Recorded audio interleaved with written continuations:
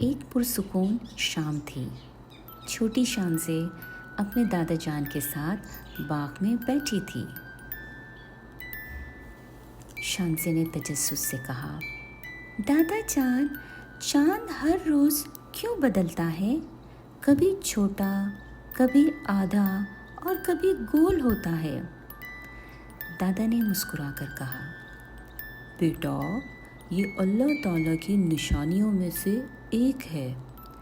چاند مرحلے سے گزرتا ہے، بالکل ہماری زندگی کی طرح۔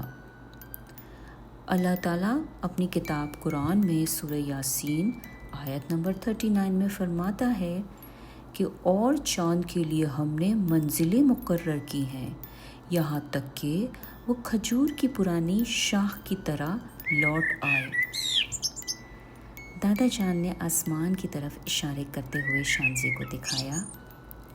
دیکھو شانزے بیٹا، چاند پہلے چھوٹا ہوتا ہے جیسے کوئی بچہ، پھر آہستہ آہستہ بڑا اور روشن ہو جاتا ہے، پھر وہ واپس چھوٹا ہو جاتا ہے۔ یہ اللہ ہمیں سکھا رہا ہے کہ تبدیلی ضروری ہے، عاجزی ضروری ہے اور واپسی بھی۔ شانزے نے پوچھا، تو کیا چاند اللہ کا کہنا مانتا ہے؟ دادا نے جواب دیا، ہاں بیٹا، بالکل، چاند، سورج اور تمام ستارے سب اللہ کا حکم پہ چلتے ہیں۔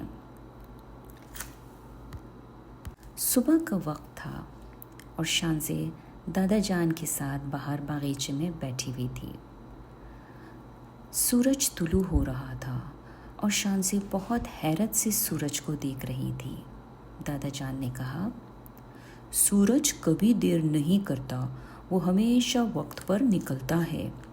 اللہ فرماتے ہیں کہ نہ سورج کو یہ لائق ہے کہ وہ چاند کو پکڑے اور نہ رات دن سے آگے بڑھ سکتی ہے، ہر ایک اپنے مدار میں تیر رہے ہیں۔ شانزے نے مسکرا کر کہا، تو سورج بھی اللہ کی بات مانتا ہے اور تھکتا بھی نہیں؟ دادا جی مسکرانے لگے۔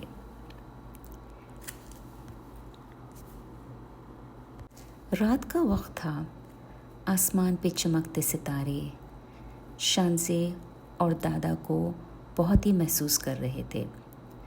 دونوں آسمان کی طرف دیکھ رہے تھے۔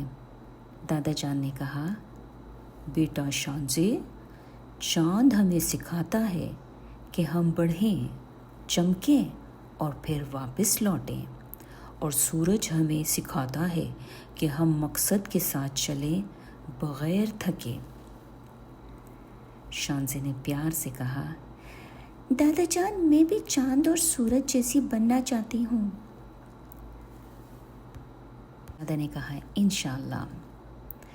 اس کے بعد شانزے اپنے بیڈ روم کی طرف گئی سونے کے لیے۔ شانزے جب اپنے بیڈ روم میں داخل ہوئی تو اس نے دیکھا کہ چاند کی خوبصورت مون لائٹ روشنی اس کے کمرے میں کھڑکی کے ذریعے سے آ رہی تھی۔ شانزے دل میں سوچتے ہوئے خود سے بات کرنے لگی، دادا جان نے کہا تھا کہ چاند اللہ کو نہیں بھولتا، شاید میں بھی ایسا کر سکتی ہوں۔ وہ دعا کے لیے ہاتھ اٹھائی اور پھر اس نے اللہ کا شکر ادا کرنے کے لیے کہا،